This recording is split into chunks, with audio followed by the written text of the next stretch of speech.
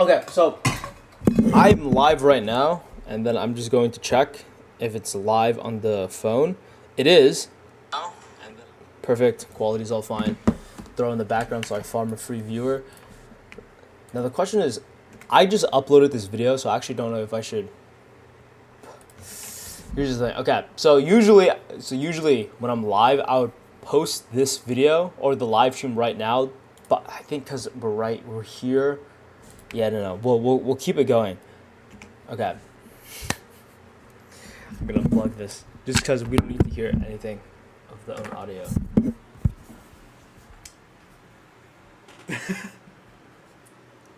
All right, I got you. What do you mean you got me? Okay. Anyway, hello, one viewer. Today, actually, let me practice and start the introduction.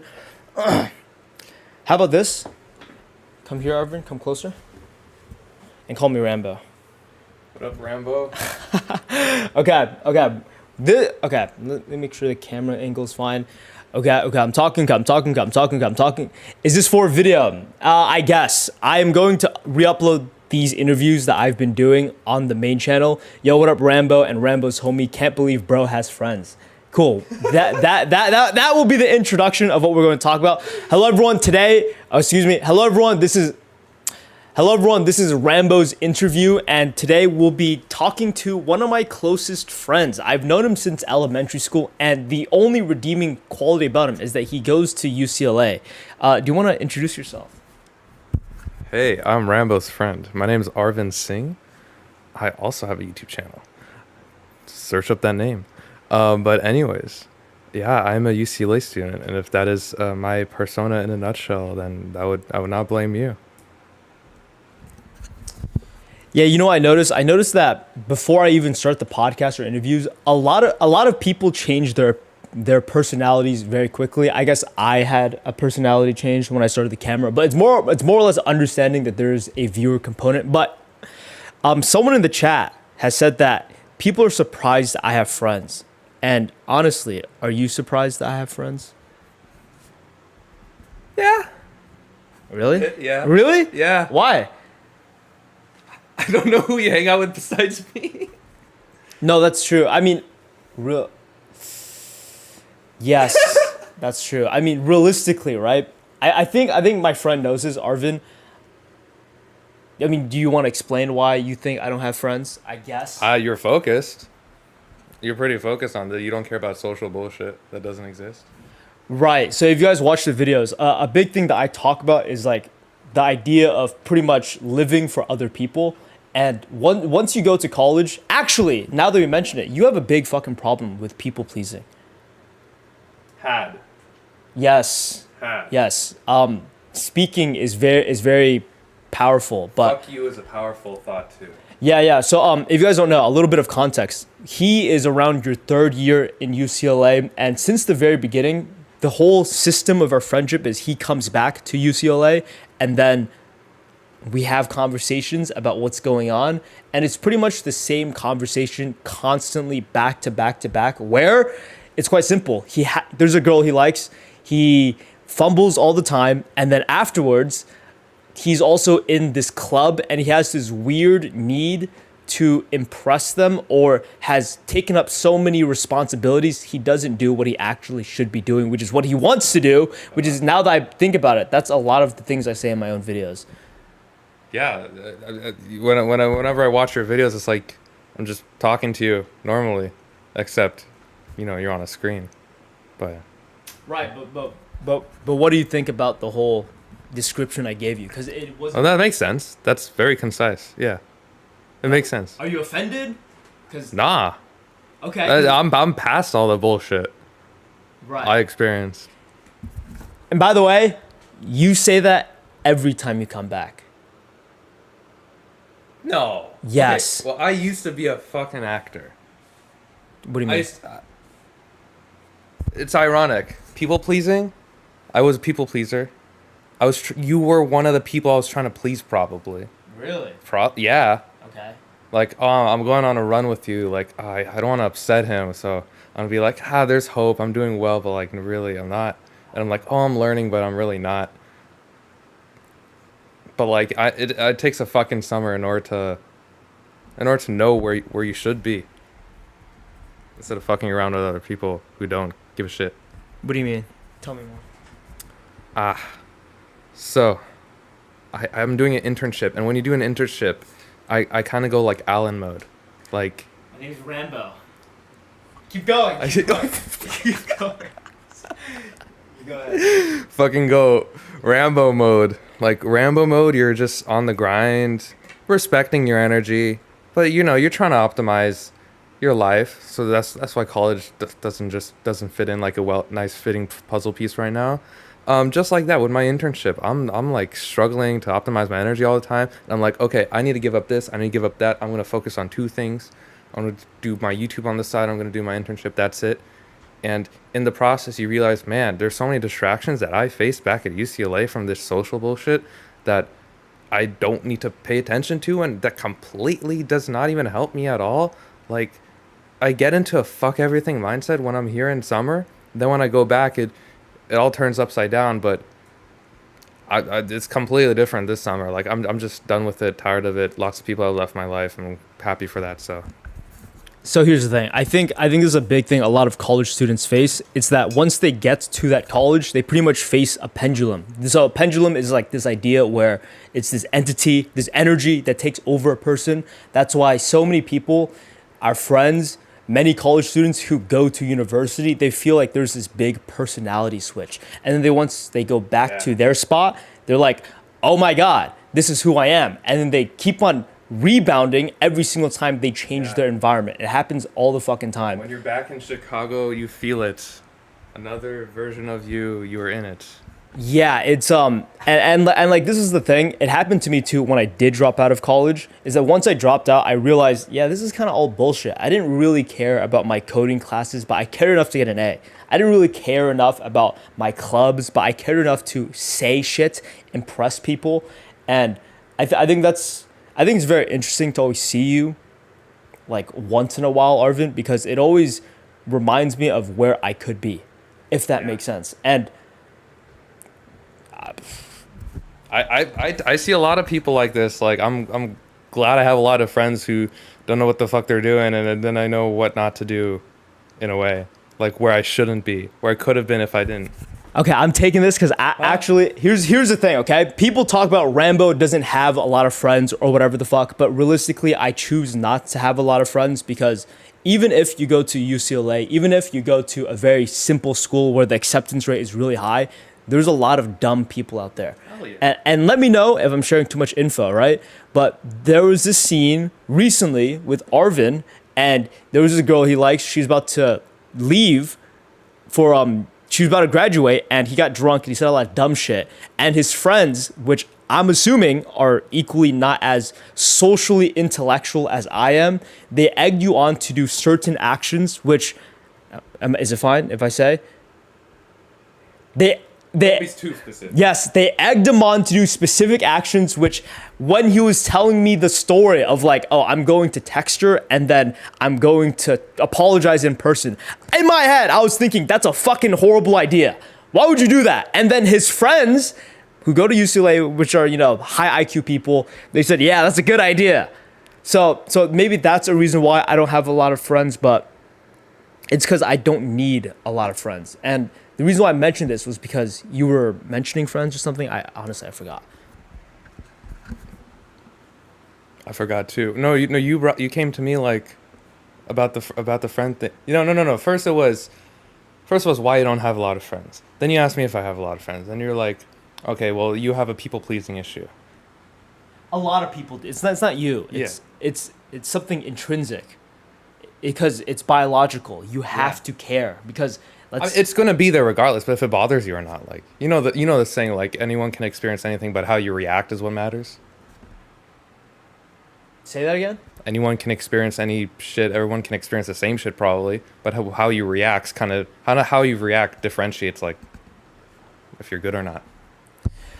I agree, and I think this is a little bit more to talk about. There's a lot of people who talk about was I scared to drop out? Like I just hunged it out and I picked a major. Not really, right? Obviously, it took time to come to that conclusion. I need to think of every possibility, but after I did, I decided to do it. It's that fucking easy. It's that fucking quick. But realistically, we were talking about the idea of something happens, people react differently. That's a big reason why I never became a therapist or a psychologist or took a psychology major. It's something I'm interested in at the very beginning, but I realize it's kind of bullshit. It's not a real science. They like to prop them up as a science. Political science, what the fuck does that mean? That's not a science, right? Yeah.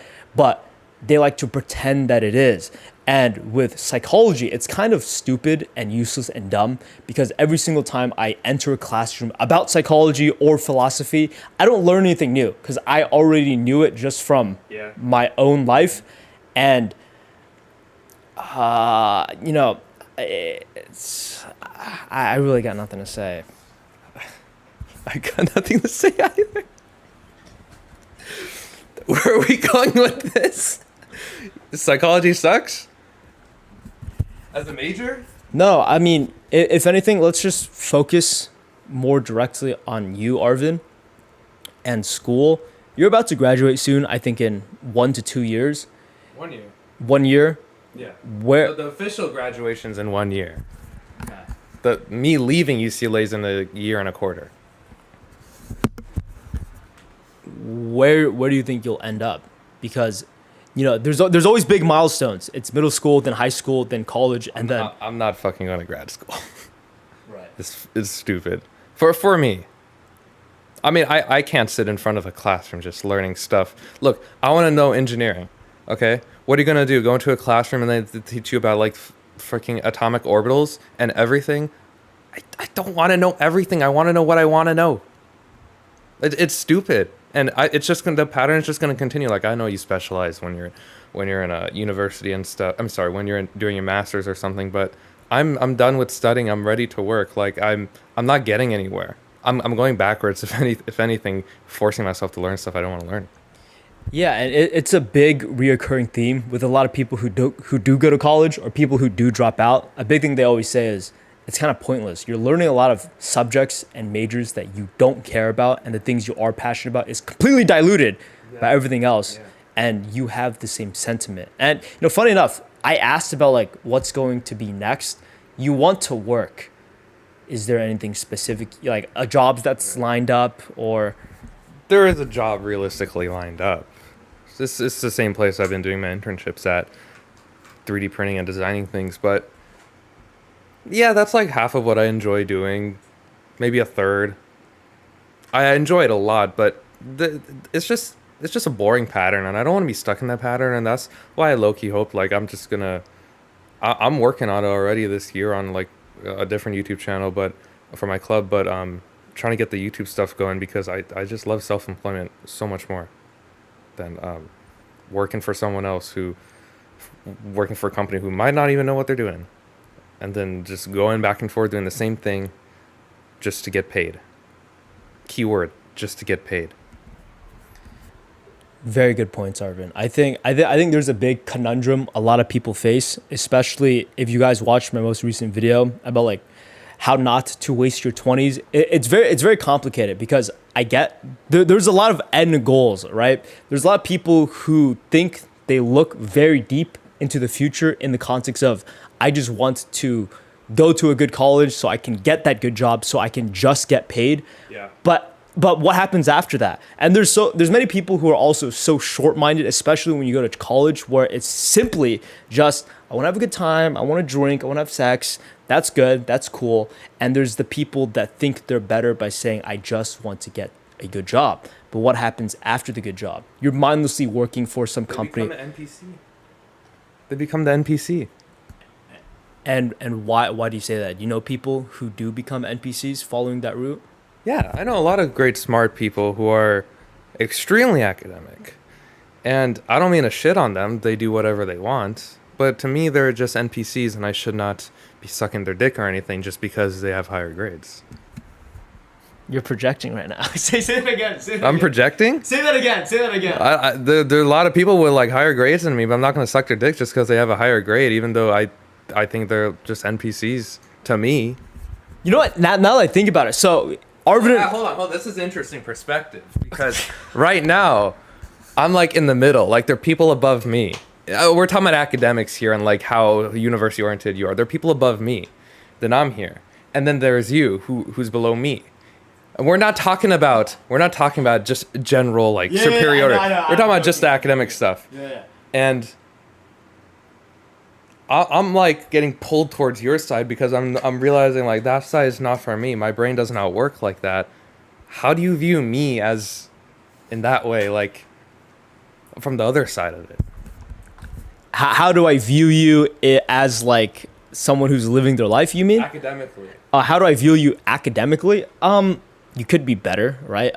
We talk Academically versus socially. Oh, like comparatively. Yeah, the ratio I was talking about just now. Oh, sorry. I'm completely split brain right now. I'm assuming that's because someone made a comment about like social aspects about college. Oh no. No. Okay. So someone just said. No, that's true. That's true. Actually, I mean maybe. I put myself in a lot of uncomfortable situations. So I don't know if you guys picked it up, but Arvin says I'm pretty sure. he puts himself in a lot of uncomfortable situations, and if I were to compare you, obviously you're better academically than socially. I think I wouldn't say this is a you thing, Arvin. This is a thing a lot of people do. So recently we were talking about it, and you went to a cruise, and you have a nephew or cousin. Yeah. Right. So he has a nephew or cousin, and if you guys Cousin. I can't have a nephew. I'm not. I don't care. I don't care. I don't think about it. All right.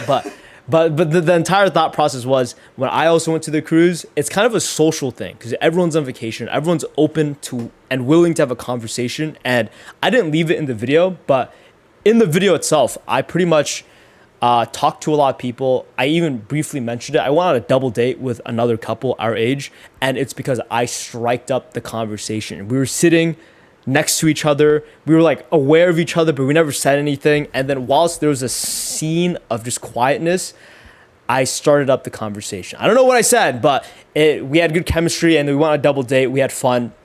That's the end of it. And with your story, with you and your cousin, your entire, like both of you guys, which you can see in college as well, there's a bunch of fucking dudes who aren't good socially. So their go-to move is to embarrass themselves as a good icebreaker. Yeah. Yes. I do think embarrassment works great as icebreaker, but if you overdo it, I've overdone it. My cousin definitely overdoes it. You start looking like an idiot at the cost of entertaining other people. That's the people pleasing part. That's toxic. That you should not ever treat yourself like. So recently, you have hopped on ADHD medication, and me and another autistic friend was very adamant about not doing it. Another autistic friend. Yes, that is very that is very adamant about not doing it. I even made a video about like most likely you shouldn't take ADHD medication. Very controversial. A lot of comments fucking hated it. For autism? No, ADHD. Oh, in general. Yes. But at the same time, I also got a lot of personal messages saying, you fucking changed me. I actually stopped taking it and it benefited them. So there's a lot of nuance in the conversation, right? But obviously there becomes a dependency once you take it. But from what we've talked about, it's good. It's been good so far. How is it? Yeah, it's great. It's not made for you to be like on it your whole life. Even though it might seem like that at first, like you should definitely go off of it at some point. It's just a fix in the right direction. But it's been working really well to fix me into the right direction. You know, at some point I'm going to have to give it up because it won't be doing much anymore because of the tolerance. I think starting it is there's nothing wrong with that at all. If you have actual issues that is diagnosed by a doctor. If you're diagnosing yourself, that's a problem. I mean, let's be real. Everyone can be diagnosed with ADHD. No. Yeah, 100%. No. 100%. Dude, make someone hop on TikTok for 6 months, ruin their attention span, and they'll have the symptoms of ADHD. Or put them on a diet that increases your ADHD tendencies, extra red 40, more junk food, and it's like it's much more something you can control externally, and a lot of people think it's intrinsic. I'm sure there's a lot of people that suffer from ADHD intrinsically, right? But I think it's significantly less. So like we know that IQ every few generations increases. So whatever was 100 actually becomes 104. That's the new average. So they readjust the chart so it becomes 100. I think that's the exact same thing with ADHD. It's becoming more normalized, and then the perception of its prevalency is being shifted, if that makes sense. I don't know if I communicated that well. No, that makes sense. Here, give it. It makes sense. I'll be honest, I've not researched it that much, so I'm not very aware of a lot of other people but that makes sense. Everyone would show like, the symptoms of ADHD of just fucking around and not doing what you're doing. But like autism is a spectrum, and I wouldn't say it's you're either diagnosed or not. I haven't even officially diagnosed yet. They just said you very likely have it. Let's give you this medicine. Yeah, let's give you this medicine to find out how you react to it. If you react well, then consider getting tested, and consider keep on taking the medicine as prescribed. And if it helps, it helps. There's no other thing than that. If it has no other side effects, which it doesn't really, just the only side effect is addiction. So you don't get into that. Speaking of which, I hear a lot of people in college are on Adderall. It's like a big black market type of situation. So from 1 to 10, right, from a percentage, because everyone's in UCLA, it might be a little bit skewed because it's harder workers, aka they just take more stimulants. But from 1 to 10, I would have no clue. I have not heard of the black market of Adderall until like 3 months ago. Right, and the first time you did try Adderall was from the black market. A friend sold a free one, yeah. Yes. It was actually laced with fentanyl, and there was a big withdrawal. I'm kidding, guys. No. Do man and do coke. Yeah, and by the way, this is interesting because I never was a big person into college. I obviously did get good grades and have good extracurriculars in high school, and I didn't want to move just because I knew deep down I didn't want to do college. I didn't apply to any of the big schools because if I did get in, which I probably would have, I would have taken the opportunity. Mm-hmm. And at least for me, compared to many kids, they don't have a lot of freedom. And I know for you, when you did go to UCLA, you were given so much freedom. Oh yeah, it was horrible. It was horrible? It was horrible. That fucked me up. The freedom fucked you up. When you're into high school, your parents make you get the hell out of your bed, go to school. You're at school. You can't leave. They're at work. They bring you home after work. You're done. That's it. Then you have a couple hours to fuck around. But when you're at UCLA, or when you're at any college and you're like living away from your parents, or you're living in a dorm apartment or whatever, you're on your own on literally everything physical. You decide what to do all the time. There's so much room for fucking up, and some people fuck up less than others. I like how much I fucked up because at least now I know what not to do. What did you do? What did you do? What did I do? Because it's normalized for me. Okay, the first quarter was great. And then I just started caring less about grades the second quarter. And then the third quarter I got into liking someone that fucked me up internally completely. And then for the next year it was basically that and just being suicidal all the time about that. And then the grades never got better. And it all just starts from, hey, my grades suck, that makes me a bad person. And my grades probably would not have sucked if I was still at home and my dad was still telling me to get my butt off the bed and study. It would be different. The biggest problem is probably just not going to class when you're tired. That is a huge part of it. Past year I've been working a lot better on it. I had to actually drop the last quarter. That's why I have to take an extra quarter. But since I've been on the medication, it's been very eye-opening. And I'll let you know how it's like once I'm back doing studying. Right, because, we've had the conversation of near the end, Arvin and I would have a lot of conversations. He would feel very motivated, and then he goes back to the college and he's back in the pendulum. And that's no blame to you. That's literally everyone that goes to college. That's literally everyone. Mm-hmm. And people ask why I do YouTube. I do for the fucking money. Duh, right? But obviously I don't get paid a lot of money. I think this month I finally turned a profit, which is $5. Wow. Years of effort, zero labor. Now you're finally at a profit after all the fucking items I've spent. But another reason why I make my videos, especially the most recent one, indirectly. I didn't even know about it. But my most recent video talks a lot about your struggles because a lot of people exist for everyone else. And once that existence is taken away, so a lot of people go to college, they no longer have the pressure of their parents, they no longer have the pressure of everyone else in high school. It's all gone and they kind of lose control. And then boom, you pick everything back up. But maybe that's not even you picking it back up. Maybe it's because of the environment of new people that are right, that you're kind of being. The novelty definitely helps. When it was extremely novel in my first quarter, that's what made me like, ugh, I don't want to do anything wrong. I don't want to do anything wrong. And I just want to get good grades. I don't want to make friends. I have no friends here. That's when you're like, I need to do something. You're like, there's urgency to it. And then when you get comfortable, you're like, I'll just like stay in my like bunk and play PUBG Mobile for like 12 Really? hours. Yeah, I did that. What the fuck?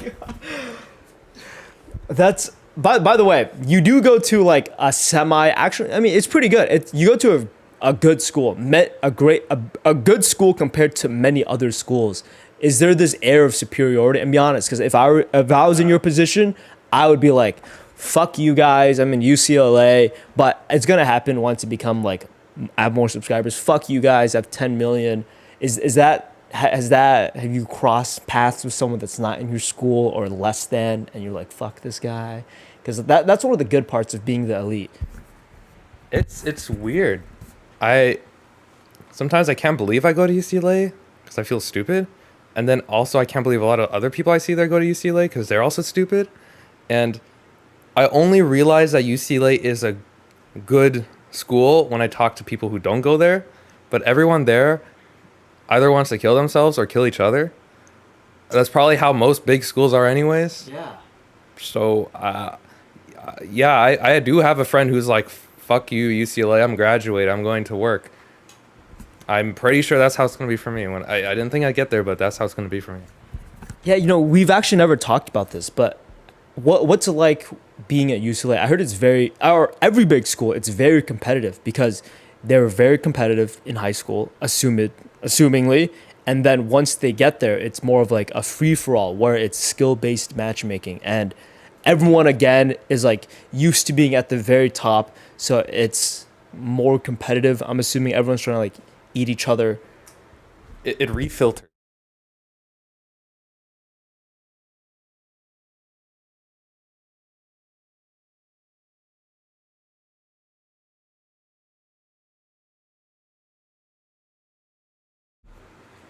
Thank you for telling us there's no audio. Is there a tap? At the very top, there's an option to unmute.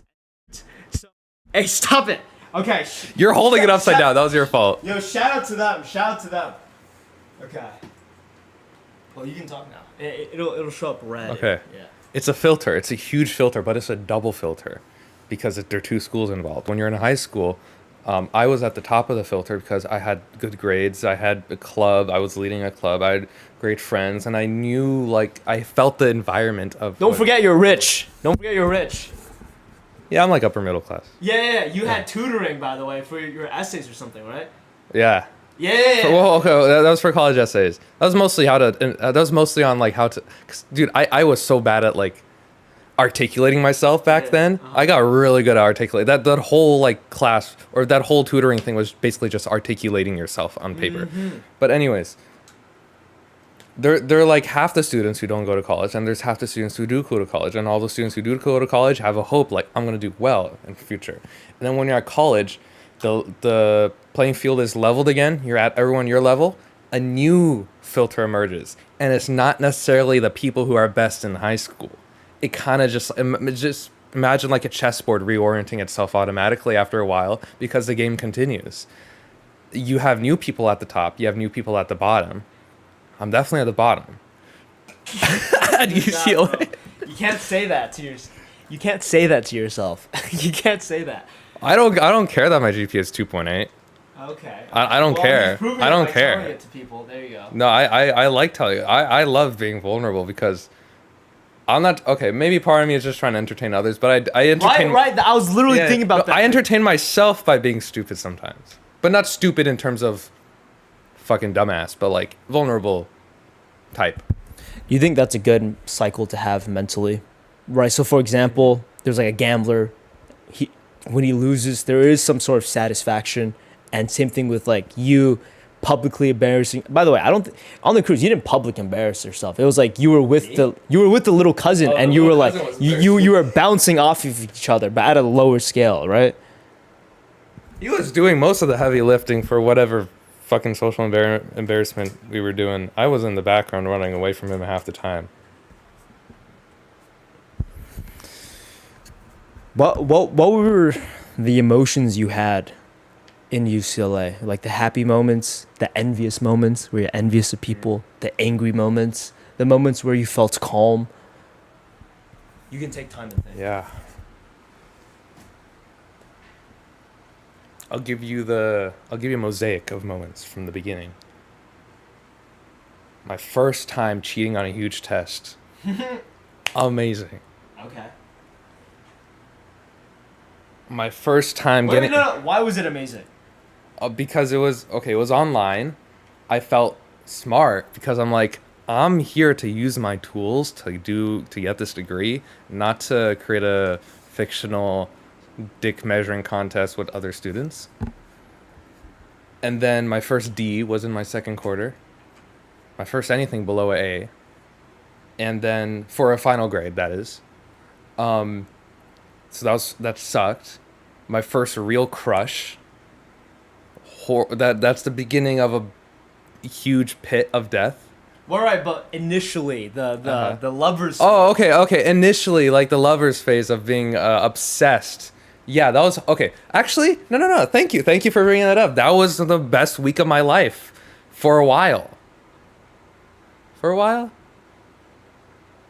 was probably still the best week of my life, but Best week of your life? I think that was so, What the fuck? Looking back, at that point and looking back, it's still the best week of my life. Wow. Not because of like what was happening, but because of how I felt with the whatever freaking hormones Yeah. were circulating in my body for a week. Uh-huh. That was great. Like the acceptance, like the oxytocin and all that shit. Okay. Now we step into the summer, and you're there smacking some sense into my head, and I'm like, I'll consider it, dude. I was so fucking stubborn, Right. you know that. And then go into my second year, and it's the cycle that began of I talk to you, and then I go back, and then I fuck up, then I come back and talk to you, and then I go back and fuck up. It's because I don't know what I'm doing there. It's because I don't know any better, and probably because I was insane. Because if you keep making a mistake over and over again, you're insane.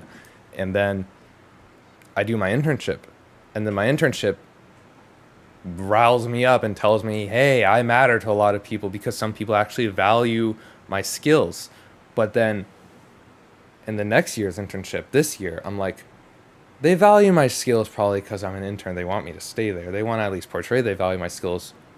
But I have realized how much of an illusion a lot of this stuff is, and it's just in my head. And you've told me that before, and I'm the type of person who does not believe anyone until I experience it myself, and that sucks. That's how I am, and I think that is definitely changing slowly for the better. And another high moment, I think every time I post my yearly video.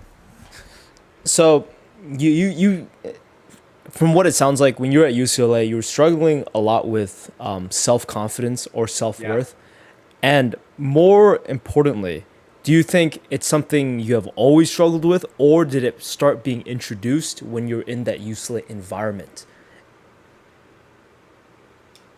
It got silenced in high school. It was a huge thing in elementary school for me, of trying to fit in. And then when I was in middle school, it's like, everyone's fucking stupid. I could blend in. And then when I'm in high school, I'm like, oh, I actually like math, which stopped happening into college. But stuff like that made me feel better. And then it was a Band-Aid. It was a really good Band-Aid. My club I made for like 3D printers and stuff, that was a really good Band-Aid. And then when I'm back at UCLA, I realized I care for some reason about what other people think of me because my self-confidence is like based in that. And then at that point you're like, I'm an adult I have to learn this at some point, and it took like freaking 3 years of being there, but I've done 80% of the learning already, and I'm already a lot better off. I don't think it's intrinsic to me. I don't think so. I hope, at least I hope not. So you think it's because of UCLA that really did affect your self-worth? Because briefly, for a brief moment when you did come by, you were talking, you were comparing yourself to other people in your club. Do you remember? Right. Yeah. And do you think like what do you think affected you? And by the way, this is I think it's something a lot of people struggle with, especially those who go to college and value a lot of their worth either socially, how many girls they get, what's their grades, what their parents think of them. And it's awesome that you're being very vulnerable, Arvin. And I'm gonna give it to you. Where do I pick up from? Dude, your chair is gonna kill me.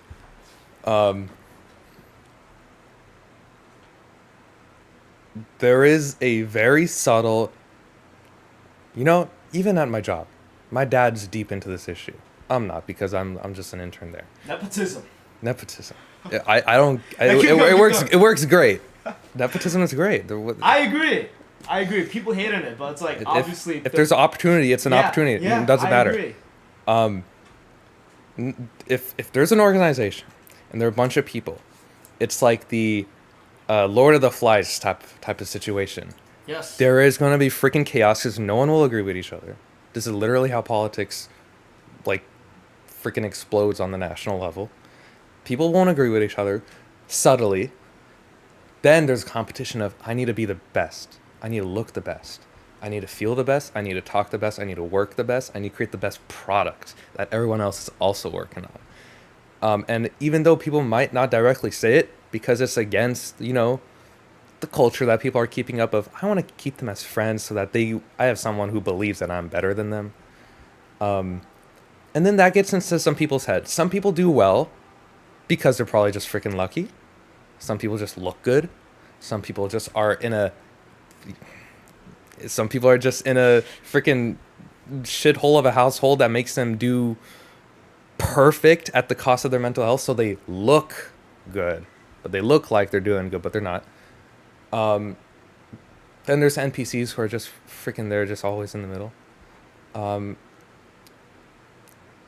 Then there's me, who is probably traumatized by elementary school to an extent, which I was going to say also. Because in elementary school, I was also trying to fit into groups that did not like me. So for me, it was like a can of worms that got reopened. And then I started becoming probably the most reactive person in my club for this issue. That's where it all starts. What do you mean by reactive? As in you like try to be involved with everything and be useful to everyone?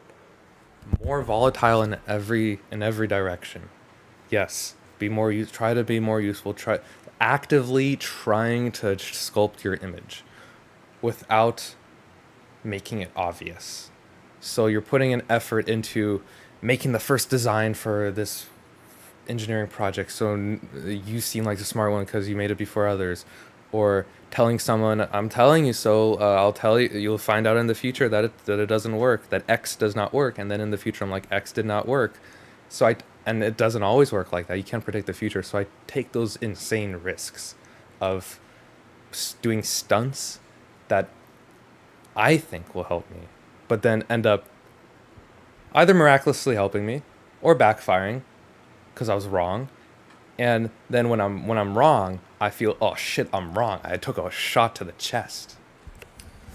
Now that you're hopefully out of that phase of life, do you think you recognize people that are in your position? And do you say anything? Do you just watch them from afar and let them figure it out themselves? Or No, I have some friends. Close to your face. I have some friends who are like that. I think my cousin's a bit like that. I like to. Is that one? Yeah. Oh, okay. Really? Yeah. Okay. I like to bestow them with my wisdom of the things I've done wrong, and with the vulnerability of what I could work on more. And It's probably like 5% of the people I know also have this issue. It's not very common. I have not researched it enough with them to know if it's purely trauma based or just intrinsic to them, their personality. What do you think I think about trauma? Because I think for a while I was reading a book and it discusses how trauma doesn't exist, right? And I was trying to not mention it because there are other things that did pop up in my mind. But now that we're here, you mentioned that you're traumatized by like elementary school, and honestly, I have bad memory. I forget a lot of things. I barely remember elementary school. I remember one time I was at recess or like a 5 minute, 20-minute break. I was grabbing a ball from this like box, and this giant black girl ran, fucking shouldered me out the way, and I fucking fell over. And she just looked at me, and I fucking hate that bitch. I don't know who she was. I don't remember her, but that's all I remember from elementary school. Let's rephrase the trauma does not exist. Me or you? I'm going to rephrase it right now. Okay. Trauma exists. It is a horrible reason to not try to fix yourself. I think it's an excuse people use. Very big excuse a lot of people use. Like if trauma was like an immovable object, I would not be here. I would be like crying under my bed, wishing I had more friends. But I was traumatized as in a temporary sense of, gosh, this happened. I'm scared of it happening again. Okay. Well, the reason why I say trauma doesn't exist is because you can change the environment. So, for example, right, back in the day, motherfuckers would die at the age of, 16, and it's very normal. Yeah. And then now when someone dies at the age of 16, it's a tragedy. Yeah. And the people involved in the family are very traumatized because of the experience. But back in the day, it's extremely normal. Everyone had 8 children because it's to prepare for that fact. There's other things where, controversial, but I think like kings and whatever the hell would date very, very, very underage children, and those children are completely fine with it. It was normalized, still is in parts of the world, and now it's a big trauma thing. I'm not saying it isn't something that should be taken not seriously, but what I believe is a lot of trauma is defined based on the pendulums. So for example, many people change their entire personality or feel like they can't escape their personality once they go to college, once they go to school. It's this entire switch of, I am someone at my hometown, but I feel like I can't bring that person or me to college. And it's the same idea with trauma, where I am this person, but I can't seem to bring that out of me because of trauma. Am I making sense? Do you think trauma is the same thing as fear? I don't, here's the thing. I don't think a lot. I mean, I do, but I don't think a lot about things that don't really matter to me, right? I've been interviewing a lot of people, and the last person was this YouTuber, and I talked about like emotional distress. He had like this big breakup, and for me, I haven't in years. I haven't had a big moment where I was emotionally distressed. I'm quite chill. I'm more or less focused on happiness, love, passion, and joy, compared to like fear, anxiety. So it just appears less. So like, what was your question? Something about fear? If you had to think about it, what's your idea of what's the difference between fear and trauma? Because in that case, if they're the same thing, I don't think trauma exists in that case. What is trauma? Well, it's not a thing. So like that's right. Yes. He just said exactly. It's just fucking fear. Sure. Or I here's the thing. I don't think about it. So this is a conversation that really doesn't pertain to me. But let's say it, right? Think about it right now. Okay. So how about this? So back when I was single, Arvin and I, it's a very old video of mine where we did cold approaching. Remember that? Yeah, we dated. He said we dated. No, we did not. So what happened was it was a 30-day rejection therapy challenge. So for 30 days, we would go out and purposely get rejected. And it'd be a good little thing for the video. Final day, go talk to a girl, right? And for me, or like for both of us, we did it. Because maybe it was a camaraderie thing. Maybe it's both of us. I have no idea, right? But then, now I'm dating someone, you're single, and I've tried to get you to talk to girls as well. I think this summer, last summer, I have no idea, but I wanted you to go out there and get some punani because you've been obsessed over this. That's happening next quarter. And you're obsessed over this girl, and you won't do it. Were. Huh? Were. Yes, were, and you wouldn't do it. You wouldn't talk to a girl. I remember we went to a mall, right? And Arvin would make up every excuse possible. Okay, it needs to be recorded, number one, because I'm not gonna do it for no reason. And then second excuse was, okay, they're not pretty enough. Rambo, I have standards. I'm like, what the fuck is going on here? Because, well, you tell me, right? Do you think that's because of trauma? Do you think that's because of fear? Were you scared to do it? Were you putting Fear. What are you talking about? 2 months ago? I don't know. Yes. Oh, that's just a general thing. What do you mean? I don't know. They're just being picky with how people look for me before I approach them. So there's like a fallacy involved in this conversation because when we would talk about it, you would say you don't really care about looks that much. Personality matters. What? When did I say that? Well, you were fucking talking about the girl and her personality being so smart and shit, right? She looked good. Is that it? Probably. Okay. Look, if you talk to me when I...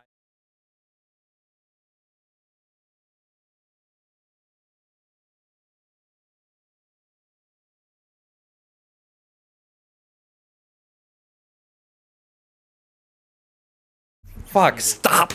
Stop touching the top. I'm touching the bottom every time. Me Dude, too. we need to like... Well, this is a stupid design. No, it's a good design. I like it.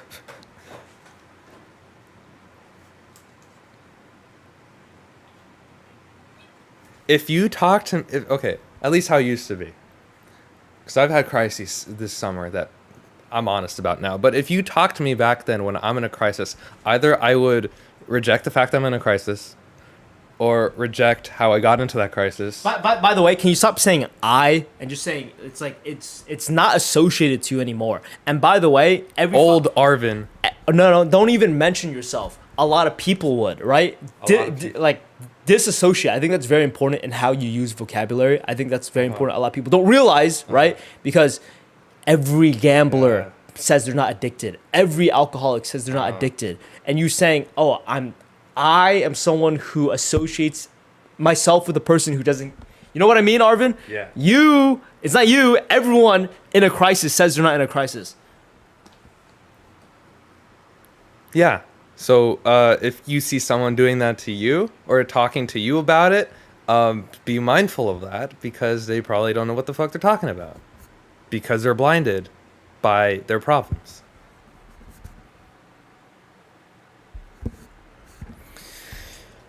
I'll be honest. I got distracted while you were talking. I was looking at the chat. Me too. I do that too. Yeah. That I get to say. Yeah, it happens a lot. I get some dumbass comments. Someone says, "Call me black," and they're talking about Genshin streams. You know Genshin Impact? I play a lot of that, dude. I play it, bro. I have like 500 days on that game. I will be doing that Genshin stream maybe sometime tomorrow, but as of now, what's your priority? Because you're about to enter school again. Your internship finished. Like, what's the plan for tomorrow? Or what's the plan for today, next week, a year, then 5 years? Today, I need to finish editing a video. Tomorrow, I need to consider finishing the project I'm editing the video for. Next week, I need to consider how I'm going to integrate my lifestyle that I've worked so hard on improving this summer into schoolwork. Next month, I need to find out, is it working? Is it worth it? What could I change? And then next year, do I continue school? Really? Yeah. What do you mean continue school? Next year in terms of when I graduate. Oh, do you consider graduate school? Yeah. Oh, okay. But you hold on, I could give more detail. In the process, there are categories. Like there's not just school. I kind of went in between because I just assumed like summer is YouTube's school year school, but it's not. It's not. Next month, I consider how could I do more for YouTube by doing less. How could I get more product by doing less? Because that's what matters. So it is delegation, finding people to do the work for you so you can focus on the high level stuff. Next year is, has that worked? And how could you completely offload it? Because I don't want to be stuck making YouTube videos for a YouTube channel other than mine for even 2 years. That's too much. Yeah. By the way, I think Arvin is explaining a lot of things in his life without enough context. So I'll give a little bit context. Arvin is just as passionate as creative work as I am. He's a way better artist. He also was passionate about making music and just as passionate about YouTube videos. But like him, he got presented a good opportunity of going to UCLA. He considered going to a school that's in our area, which is what I decided to do. And it's like, we're just going different paths. None is wrong, by the way. Let's preface this with I want to go to UCLA because I want to fuck up my life a bit in a good way. What do you mean? I want to put myself in an uncomfortable situation that I've never been in. Oh, that's bullshit. You put yourself in an uncomfortable situation, but you can't talk to girls? No. Now I can. I will. I'm maturing, bro. But I know. Okay, when you're in, I don't want to distract you from the conversation you were talking about earlier. But when you put yourself in an uncomfortable situation, doesn't mean you're going to have the courage right away. You have to build up the courage by learning how. And that's wrong, by the way. That is fact. Here's the thing. I think that's a big reason why so many people suffer with trauma and sadness and depression. It's because they think it's the slow accumulation. How do you make progress? Genuinely, Arvin, a lot of satisfaction, happiness, fear, courage, it happens now. It never happens later. It happens now in the present. So for example, happiness. A lot of people think happiness is just this thing that will naturally come to you. But when are the moments you're actually happy? It's when you're in the present moment, right? Yeah. You're not thinking about the past. You're not thinking about the future, because every single time you're thinking about the past, you're yearning for it, or you wish things were different. There's a desire in it. And then if you're constantly thinking about the future, where you'll be, what you will do, you're never actually in the present moment. That will not make you happy. Well, you know we're still talking about the past. And by the way, imagine this, right? You're on a vacation, you're looking at this beautiful fucking sunset, this tree, and then there's that moment, that thought in your head of, okay, I hate that this is going to disappear. And it absolutely sucks away the happiness of that moment. Right. And the point I'm making is that the same thing applies to every action and idea of courage or trauma, where people think it needs to slowly happen in the future. But that all that does is like procrastinate. Now, the idea I'm trying to push is happiness, okay? Everyone can be happy right now. It's this idea in Buddhism of desire. The reason why people are not happy is because they have a desire. And because I want something, I will make a contract with myself that I will not be happy until that happens. And the same thing applies to courage, trauma, everything else where, okay, I will do this, but this needs to happen, X, Y, and Z, where it's this mental, gymnastics that you can easily overcome just by being in the now. Yeah. No, I agree with that. My point I was making earlier is that you can't give birth to a baby and expect them to start talking right away. So, but you can't talk to a girl right away, but you need time and courage to talk to a girl.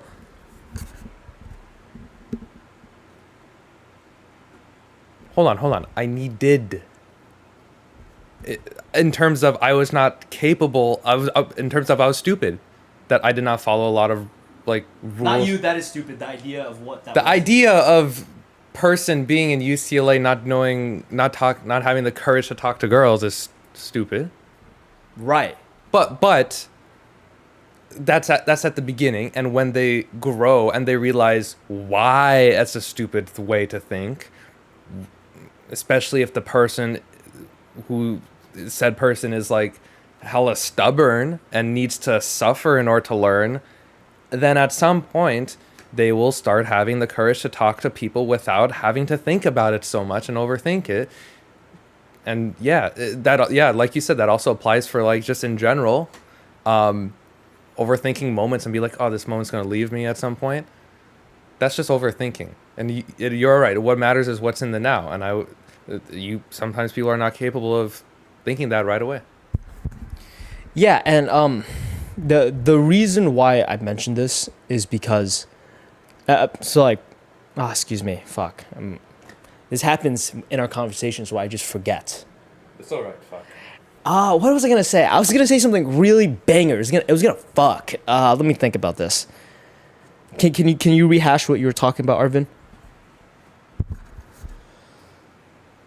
Person. Okay. You can't expect a baby to talk after it's born. Person. Yeah. Okay, I get the point you're trying to make, where things need time for things to actually happen. But learn. yeah, yes. But like that's not the argument I'm trying to make. Does that make sense? It's the idea of people purposely hold themselves back. Yeah. Right? So they purposely give themselves an extended deadline. Does that make sense? Like these things need to happen before this can happen. And this happens with happiness, where I must become successful first before I can be happy. Right? I must wait long enough until I develop the courage. That's the wrong way to think. Right. And that's why I mentioned so much, which by the way, this is not what I wanted to say, but I'm just going to roll with it. But that's why you like stall so much for talking to girls or any specific decision. We're only talking about girls because it's the example right now. Sorry, I read a comment. That's so ironic. Okay. Yeah, it's fucking stupid. You've talked to me about this. Putting crutches on yourself, or putting being a what's it called? Chronologically dependent. This needs to happen for this needs to happen for this needs to happen. And you know the book, The Courage of Being Disliked, talks a lot about that. How a lot of avoidance is purely from not wanting to or falsely expecting that just wait and it'll be easier, when that's not the case, when that's literally the definition of not having courage. And I think it's fine for people to make that mistake once or twice, but if they keep making that for years on end, then there's a problem. If they're not learning from it, there's a problem. If there's progress, then there's no problem. But if you're avoiding progress because you want more time, then there's a problem. Now, I won't. How would I? But you hold it upside down. But so what was the angriest? No, excuse me. What's a fun emotion? What was the most envious emotion? Most envious emotion you had while you were at UCLA. So I'll jog people's memory. Yeah, there are things in my head where, you know, there's the girl he likes, she's talking to a guy, he's like, fuck! Or maybe it's like a grade thing. I have no idea. The most envious moment was seeing someone who is so widely liked, or supposedly widely liked in your eyes, for doing less than you do. That's good. That's really good. What did they do that you think you did more of?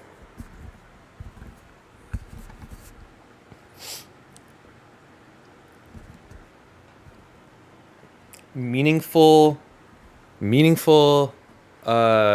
tangible contribution to X project, or the club in a whole, or the organization in a whole, in terms of how you're making it better, how you're making a better place for people, how you're making a better place for your project. Do you think that frame of mind changed how you interacted with them? Like I said earlier, yes, because me having that in mind, what did you do? I was actively trying to just be more and more better, and in the process embarrassing myself because I was putting myself in a more... What did you do? What did I... Just all the random stuff of like I said earlier, like posting your design before other people post their design because you're the best or whatever. Or we have a lab. Hanging out in the lab way too much so that people are more likely to acknowledge your presence It's a fallacy. I get it. You're just gonna get more of both sides. It's not gonna do anything. Wow. Now, what was your happiest moment? Was it that girl? Like a legit happiness moment, or like Sure. just emotionally pure. Yeah, happiness. I wouldn't say like emotional high where you thought you were in love or whatever, but Yeah, let's ignore that. Yeah, happy moment at UCLA.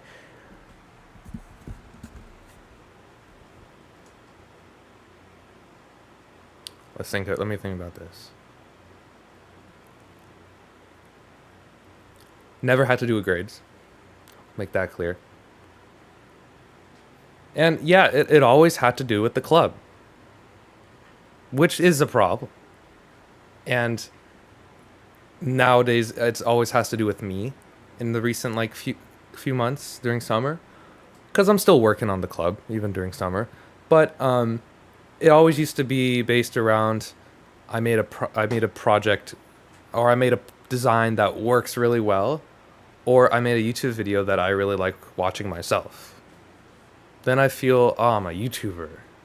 Or I presented myself with something. I made something from my brain to real life, and it perfectly represents my idea. That's where I say I'm an artist. I think it's really interesting that a lot of your satisfaction or happiness comes from when there is like a reinforcement with your identity, right? Where it's like a project does good, that means I'm happy because I'm a good person, or my video is something that performs in a way that I wanted to, so I'm happy because that validates. It's two things. It's always one of two things. It's I put so much work into it that it paid off, or something happened that I thought was likely not going to happen, but I wanted it to happen. I want it to be predictable, and it happened. So when something predictable happens, you feel great. When something you put a lot of work into pays off in a reasonable way, you feel great. Those are the two ways I feel great. The times I feel great is when I'm on that fucking cruise, Arvin. It was so much fun. It's completely irrelevant, right? It's completely irrelevant. But I loved being on that cruise. And you didn't even like your cruise experience that much. But go ahead. Well, it was just my second time, but no, I had a moment in Lake Tahoe in the beginning of summer. I was sipping on my tequila cocktail. Rich guy over here, huh? You guys hear it? You fucking this guy, right? Fucking rich. Go ahead. Go ahead. I was sipping on my tequila cocktail while eating chicken fingers on the beach, and that was like a zen moment. Yeah. That was a moment of I'm an adult. I'm here. I'm actually present, and I'm not envious of the present. I'm rather enjoying the present, not sad about that it's going to end soon. You felt that on a cruise? So I'll give you like perfect explanation of why the cruise was so amazing. It's novelty. I'm a person who also I just love novelty, and they got it fucking down. So the problem, this is like kind of privileged talk. I understand that. Rambo, don't look at chat. We are not watching. That's great. But like a big. Fuck up. No, like, so here's the thing. A big thing that people, or first person problem, but when you go on vacation, there is this weird pressure to make sure you make the most out of your time, right? I mentioned it in my video where, let's say you go to Japan, you're in Japan for X amount of time. So you're trying to do everything so you can maximize the experience. And I also went to Cancun, Mexico, to an all-inclusive resort where instead of trying to experience everything, I did nothing. I walked around, I ate food, and there was no guilt or pressure to do anything. And with a cruise, it perfectly balances it. Where there's that all-inclusive resort where you get to do nothing, no phone unless you want to pay for Wi-Fi, which I wouldn't, because you're just deconnecting. So boom, you're in the moment. There's no pressure for anything. You're not connected to your job, which by the way, I don't even have a job. I just make YouTube videos. So there's infinitely less pressure for me compared to everyone else. So that part is fun, but you don't want to be on a cruise 6-7 days in a row. So they drop you off at places where you get to experience more of life. So there's novelty. They're changing all the menu items. I fucking love a cruise. That's why I didn't like Ensenada this time. Ensenada sucked. Ensenada was great because it was novel for me when I went first time 3 years ago. But when I went this summer, it was not great because whatever reasons you have as well, that there's not much to do there, and it was just great at the beginning because it was novel. There's not really much to do there. Yeah, I don't want to talk about Ensenada because it's kind of boring fundamentally. I think of gray and brown. I think of gray and brown because it was so cloudy there. Oh, was it? No, mine was sunny. So if you guys don't know, Ensenada is a tourist spot in Mexico. We went there. They're known for this famous blowhole, right? It's not even a blowhole. It's just waves, and then there's a rock, and it shoots up. And I paid like very cheap, honestly, $25 per person on a bus to get there. So me and my girlfriend, 50 total. We pulled up. There's this giant market. How long did it take to get there? A long time, like an hour, 2 hours. And that's it, right? You pull up to this thrift market or whatever, and it's just a bunch of Mexicans selling Chinese products. I'm like, try this. Like, what the fuck? Cocktail. Yeah, and it's like, Want a penis mug? Yeah, it's straight bullshit. So Ensenada was not fun, but who cares? I still had a lot of fun, if that makes sense. In order to get to the blowhole, you had to go through a maze of those merchants. Yes. Are you okay? No, it's not. But by the way, Arvin, is there anything you wanted to talk about? And chat, if you have questions you want to ask Arvin. I love novelty. Novelty was good.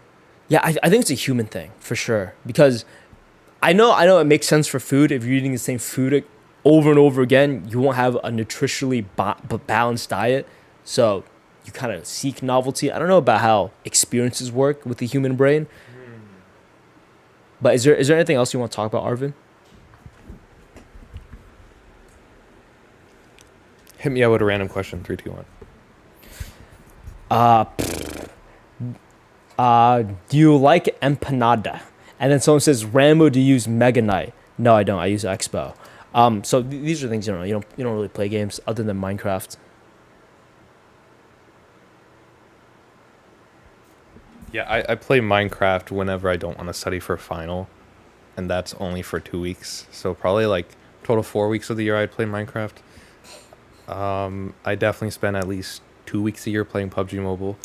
Every time I play games, I'm like extremely obsessive about it, so I play games and nothing else, which is why I don't like playing games in general, because now I'm just dead scared of losing time. Wait, I totally forgot. You're in the nerdy clique of UCLA. There's obviously jocks and like certain groups of people, just like in high school, except at a larger scale, and everyone's semi-rich because they go to UCLA.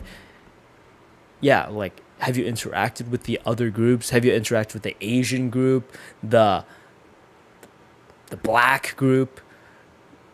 I feel like it's more cliquey in high school. Okay. I think when you're in UCLA, it's more cliquey by major. I can't think of it. It's always cliquey by major or like freaking research project you're working on. It's not cliquey by race or personality. I don't know. I'm gonna be honest. I spend so much time in my apartment and dorm and the freaking lab that I have not socialized with enough people, which is not fucking doing that again this year. This is a waste of time. Oh wait. By the way, I like to socialize a lot just because it's something I'm uncomfortable with. Mm-hmm. So question is, how you? I'm so confused. Do you socialize a lot with people? Because every time you come back, you mention a lot about your club specifically, which is social related. Don't look at the chat, but it's much more like other people. It's never about like other people in UCLA. It's only about your little clique. Yeah. Since I've been on antidepressants, I've been more social, just by default. I don't know. I've been striking up random conversations with people at work more. So I've been putting an effort into making myself uncomfortable in the moment so I don't be uncomfortable in the future. And I'm just going to keep pushing that so I just, keep getting more and more comfortable with talking to people, because I am living under a rock. I was living under a rock. I'm not going to live under a rock anymore. Okay. My girlfriend and sister is going to watch the new Demon Slayer movie tomorrow. And you talk about being uncomfortable. Did you want to go talk to girls while I drop them off at the mall? I would love to, but respectfully, I have to edit I have to edit hours of footage. I'm promised I'm not making an excuse. If I find time, I will let you know. You found time for me to hop in this podcast? I didn't want to be here. I thought this would be like an hour. It is an hour. We've been live for an hour. Oh, really? Okay, bye. Okay. We can end it if you want. Yeah, I got it. Okay, cool. Guys, I hope you guys enjoyed the live stream. I might go live later today playing Genshin Impact. I'm being super fucking serious. You guys suck. I hate you guys. Your chat sucked fucking dick. You know what? It's nice once in a while that people are commenting. That's great. You guys suck fucking dick. Don't do antidepressants. Just exercise. He does. He tries to live a very healthy lifestyle. But other than that, guys, shout out to everyone. Everyone. If you guys have the chance, watch this video at 0.25x speed. I re-uploaded it because it kept on getting demonetized on the YouTube. But no, by the way, I'm joking. Don't apologize. I know you're a child, right? But if you guys can, just play the video in 0.25x speed. I am not kidding. It would really help. It would really help because I had to re-upload this video. So if you guys can, please, please, please. Other than that, check out the Patreon. I watched it twice. Shout out to Infinity, bro. Shout out to fucking Infinity. Infinity is a goddamn real G.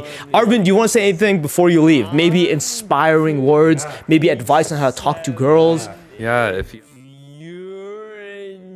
See, you talk about... Fuck you. Okay. If you have a goal, it's your goal. Follow your goal, not anything else. Focus on like 2 things, preferably 1. But don't give a fuck about others. You are in your own simulation. Do whatever you want. Perfect. And, you know, Arvin was very vulnerable during this entire time, but he's a very smart, intelligent person. You don't get into UCLA just by having a lot of money. It also comes with a lot of hard work and dedication. Shout out to my fucking boy. I've known him since elementary school. That's it. Bye, guys. Hope you guys enjoyed the live stream. I'll be re-uploading all my interviews soon, so keep an eye out for that. Toodly-doo, guys. Oh, my God. Oh, my God. Oh, my God. This guy fell. This guy fell. This guy fucking fell. Are you kidding me?